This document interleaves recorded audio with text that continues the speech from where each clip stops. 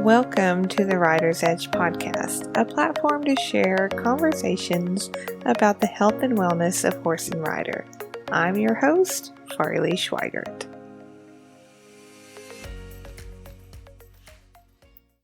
Hey y'all, it's Farley with the Rider's Edge podcast, and welcome to another edition of Hashtag in the Arena 365. Today we're going to talk about the groin muscles.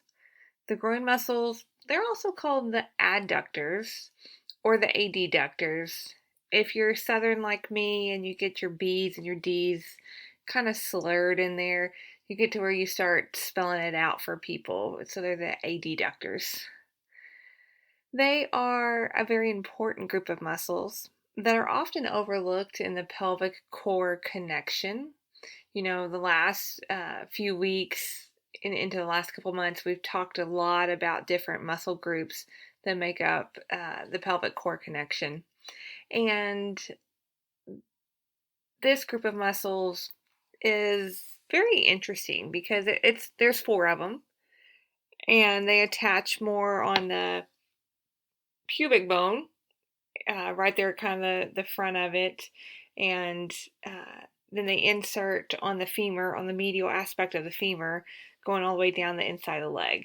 You've got short ones, you've got long ones, but what they have in common the most is that they are very thin. They're kind of thin, skinny muscles, honestly, when you compare them to the anatomy of the quadriceps or the hamstrings or the glutes. They are a very thin musculature and very important and often overlooked. Now, in riders, they are used more, or should be used more, and we'll get to that in a second, than what happens in usually the general population.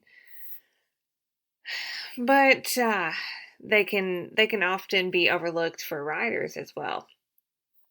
So the importance of these muscles is to have them strong and not tight.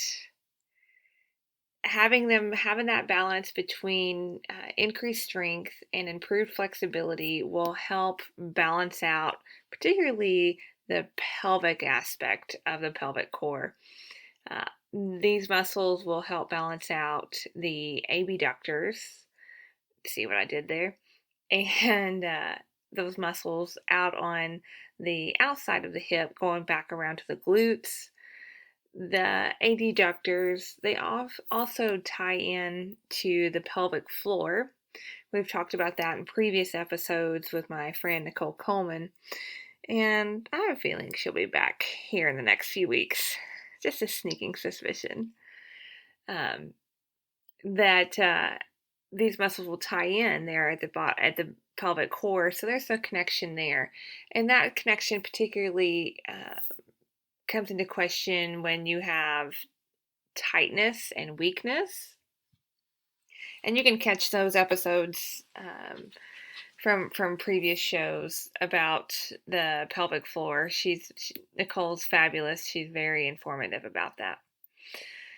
The adductors need to be strong. And you may be sitting there driving in your truck saying, well, Farrells, we ride horses. Of course they're going to be strong. And I would beg to differ.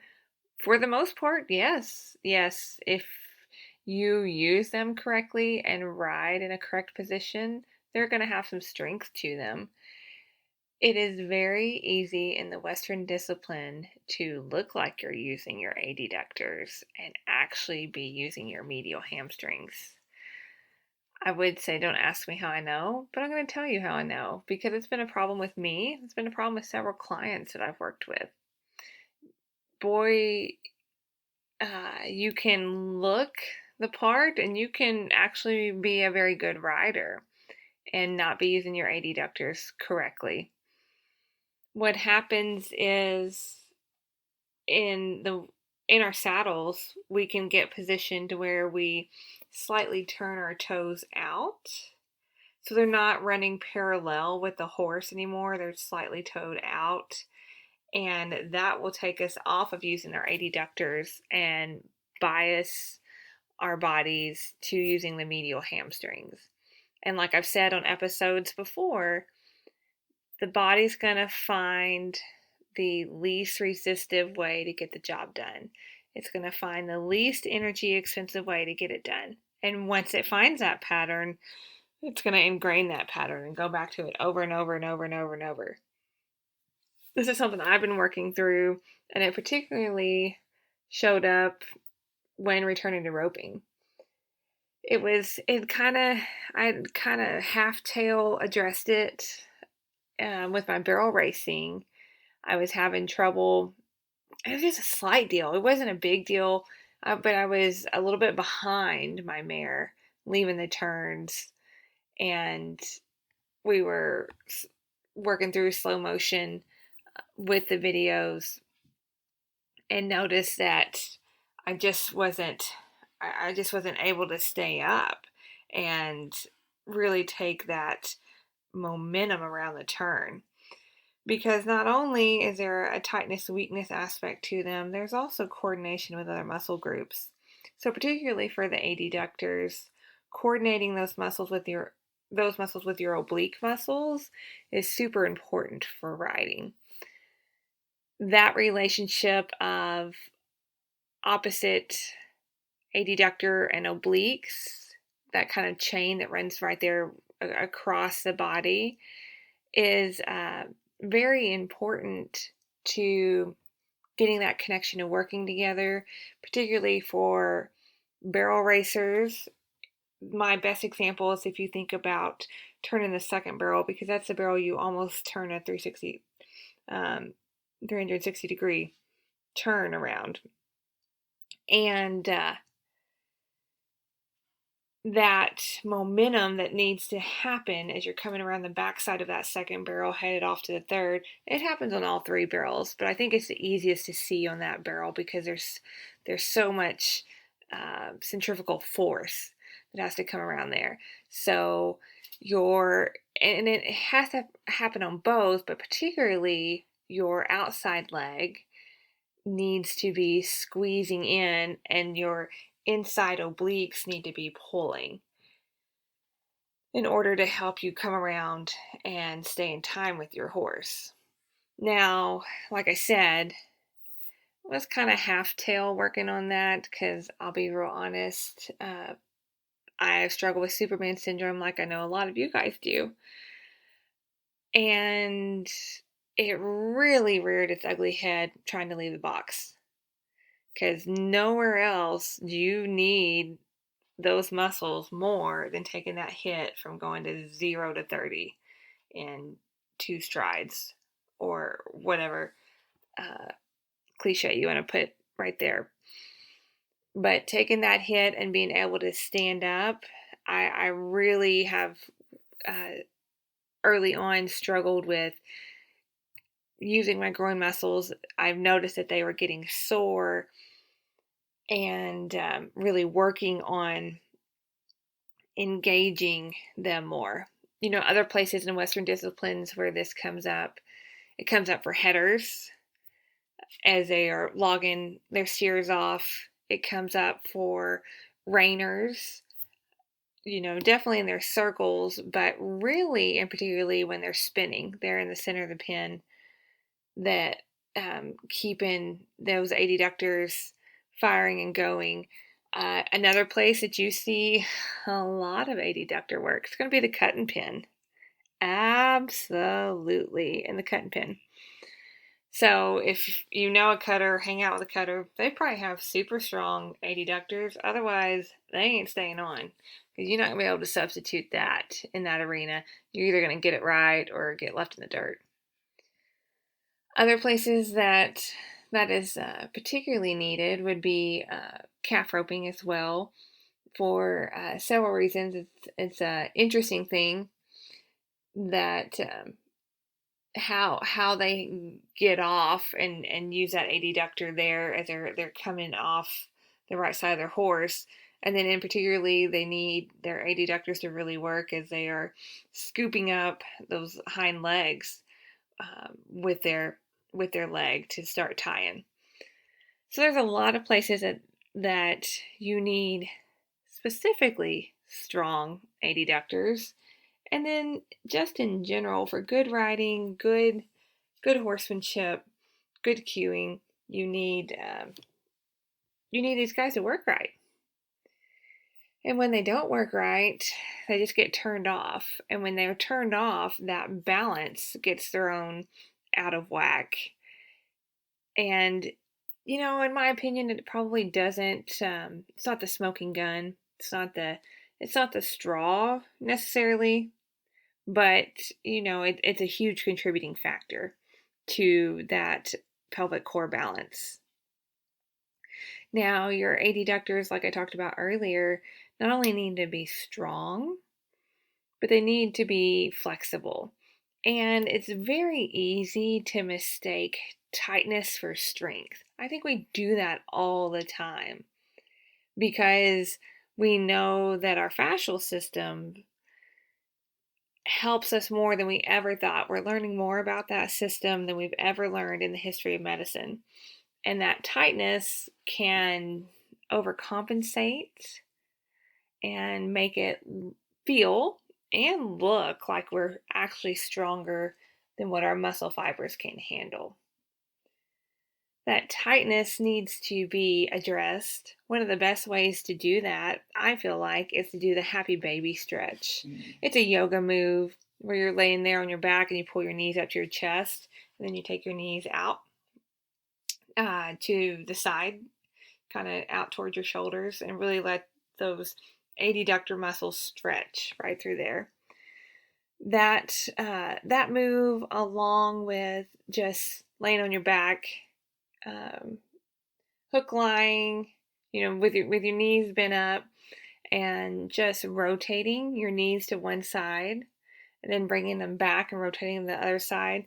It's one of my absolute favorite go-to stretches as I've been working through putting all the balance back in the pelvic core,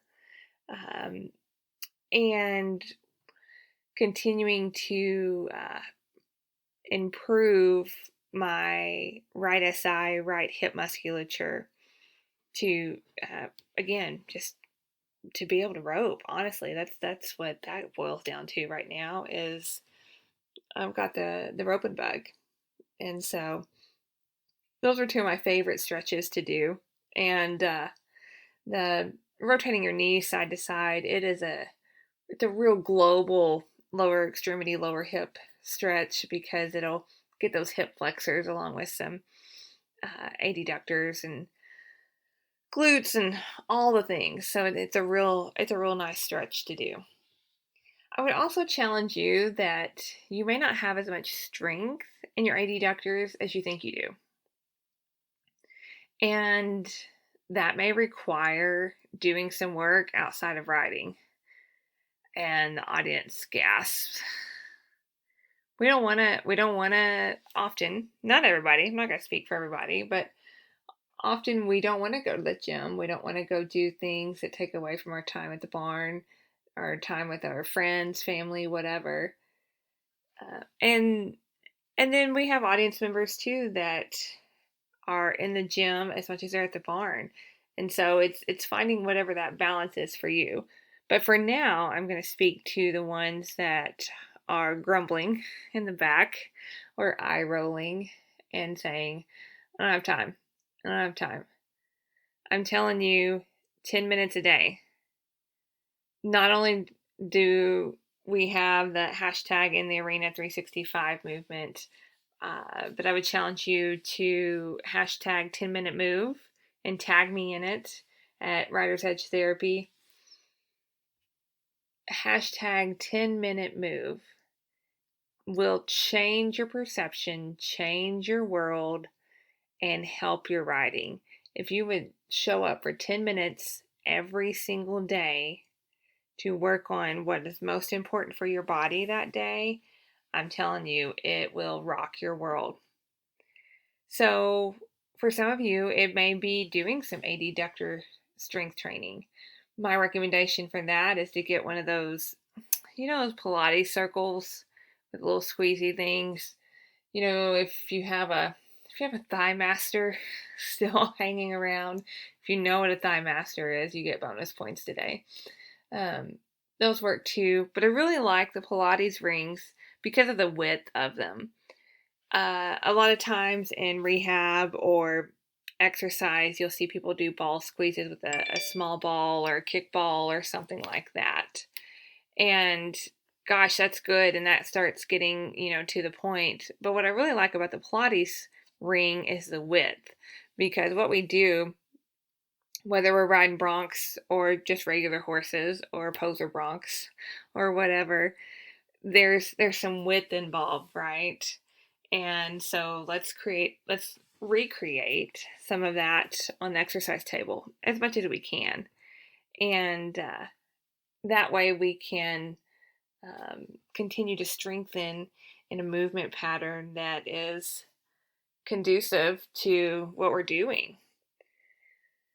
And not only do I like doing straight strengthening with that Pilates ring, I like doing a combination movement and really kind of getting my obliques and adductors firing up together, and do different movements. I'll do them standing on a balance board or different things, just to really get to that neuromuscular pattern up and firing. Because as we've talked about in the last 2 months, whether we're needing the motor control, whether we're needing the actual strength, no matter what your purpose for working out is, you've got to start at a level and build that foundation. And that gets overlooked a lot. And I'm telling you, hashtag 10-minute move. Tag me in it. Throw up a picture. You can do it on a hay bale in the barn. There are endless ways I can help you find 10 minutes in your day to really hone in on what you need to do. And as we work through that, we'll go to the next thing. You never know. You may find you work through that and you add another 10 minutes, and then you're at a 20-minute move. And it will kind of grow and ebb and flow from there. So, working on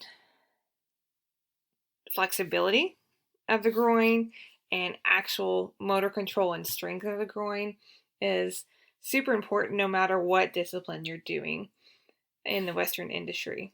I'm sorry, what event you're doing in the Western industry. And, like we talked about, our saddles can really make it where it's very easy to cheat, right? Very easy. And you don't know you're cheating. Cheating gets a very negative connotation, but you don't know you're cheating because your body's just trying to preserve itself and get done in the most efficient way that it can. So it just does that over and over and over and over. So, how are your groin muscles? Are they tight? Are you one of those people that you're not very flexible? You've never been flexible because you've rode horses all your life and you're just tight. And some people are naturally tight. And some people are tight because of how they, because of the things they do, the events they do. But then some people are just very physiologically made that way. Just like the other end of the spectrum, some people are very flexible.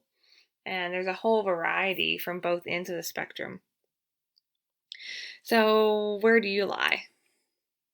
Where do you lie on that spectrum of flexibility? Where do you lie on the actual strength of your adductors? Are you using them properly when you ride? I have found in my experience, you've got to, it's a lot easier to get them jump started on the table and have it start carrying over to your riding than to just try to bully through it with your riding, because you're going to get fatigued. Things are going to start changing.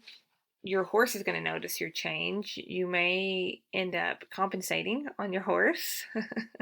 You may end up hanging on their head because your body gets tired and doing things. So that really kind of set both you and your horse back a little ways. So getting all of that fired up on the exercise table has produced much better benefits for myself than just trying to grunt through it. I've tried to grunt through it with posting without stirrups and really concentrating on keeping my feet parallel to my horse's rib cage.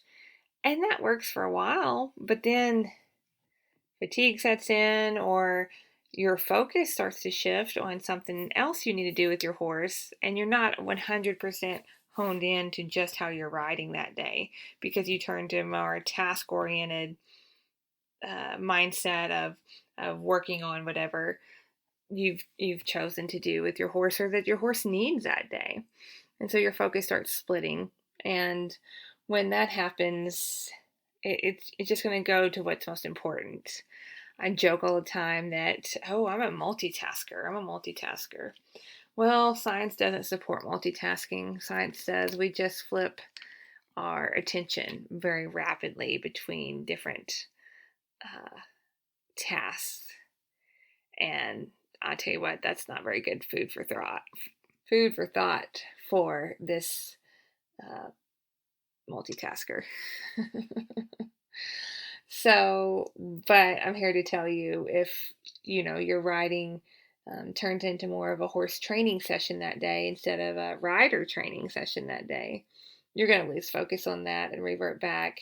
And every time you reinforce a motor pattern, it just takes that much longer to rewire that. So I hope that gives you a little bit of insight to the groin muscles. They are a very important group of muscles. They're small but mighty, and they're small but can be mighty and tight at the same time. And we just need to check out whether yours is balanced, if they're mighty and tight or tight and unmighty. What's actually going on for you with your riding. If you are doing an event that really calls that muscle group into question, you know those answers. You may not like them, but you know them. And if you do an event that you don't maybe call those muscles into action as much as other events, it may be the contributing factor that you and your trainer haven't looked at yet. Maybe the missing link, it may be the linchpin to your puzzle that you've been trying to put together. So check that out. Tag me in your posts of hashtag 10-minute move and hashtag in the arena 365. Let me know what you're doing. Let me know what your exercise routines are to help you get where you're going. The days are getting shorter and cooler, and it may be approaching that time of the year that you're really changing around what's going on, and you're having to focus more on yourself indoors, or that may be the case here coming in a month or so. So if that's the case, no matter whether you are a delicate Southern belle as myself, or if you live up north or out west where conditions are much more trying to get horse work done come late fall into the winter, it may be time to really start looking at yourself and what you're going to do for the next 6 months to help be better for both you and your horse. So if you're looking for a consult for an exercise program for performance enhancement, we can do that. We can do that from the comfort of your computer.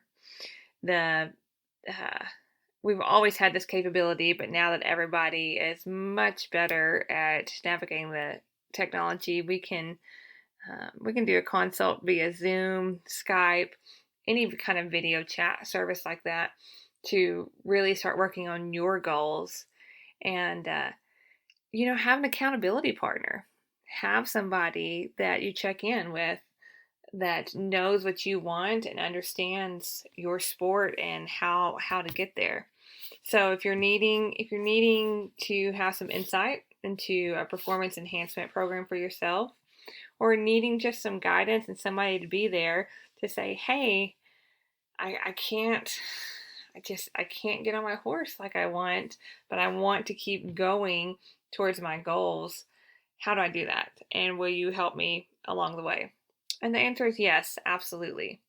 You can reach out to me on my website at ridersedgetherapy.com, message me on Facebook or Instagram at Riders Edge Therapy, and I'll be happy to help you move towards your goals. As always, I appreciate you taking the time to listen, and please share this episode and any other episodes that you like with your friend group. Because of you guys, the little podcast that could keeps chugging along. We had I had my biggest month in September. We had over 1,000 downloads for the month. So thank you guys very much. Very excited for that forward momentum and the heights that we're going to reach with Rider's Edge. So thank you for your time as always, and I'll see you down the road. Thank you for listening to Rider's Edge Podcast. For show notes and other thoughts, head over to ridersedgetherapy.com. If you would like to stay connected and continue the conversation, head over to my free Facebook group, Rider's Edge Health and Wellness for Horse and Rider. Thanks for continuing the conversation, and as always, I will see you down the road.